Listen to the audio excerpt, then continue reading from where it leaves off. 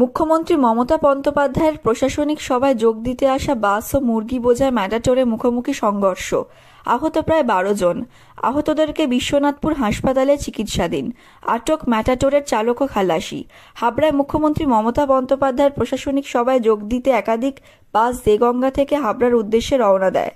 দেগঙ্গা থেকে কিছু বাস ছেড়ে আসার মুহূর্তে বাস ও মুরগি বোঝাই ম্যাটাডোর মুখোমুখি সংঘর্ষে আহত প্রায় 10 থেকে 12 জন। তাদেরকে উদ্ধার করে বিশ্বনাথপুর গ্রামীণ হাসপাতালে ভর্তি করা হয়েছে। এর মধ্যে একজন গুরুতর অবস্থায় থাকায় তাকে বারাসাত হসপিটালে ভর্তি করা হয়।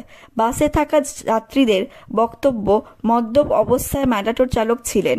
সরাসরি বাসে এসে ধাক্কা। সকালে আজকে যে মমতা বন্দ্যোপাধ্যায়ের যে প্রোগ্রাম আছে, মানিপুরে যে প্রোগ্রাম আছে, সেখানে যাওয়ার জন্য বিভিন্ন বাস যাচ্ছিল আমাদের পঞ্চায়েত কর্মী। তো বাসে সবাইকে তুলে দেওয়ার জন্য বিভিন্ন ব্যবস্থা করছিল।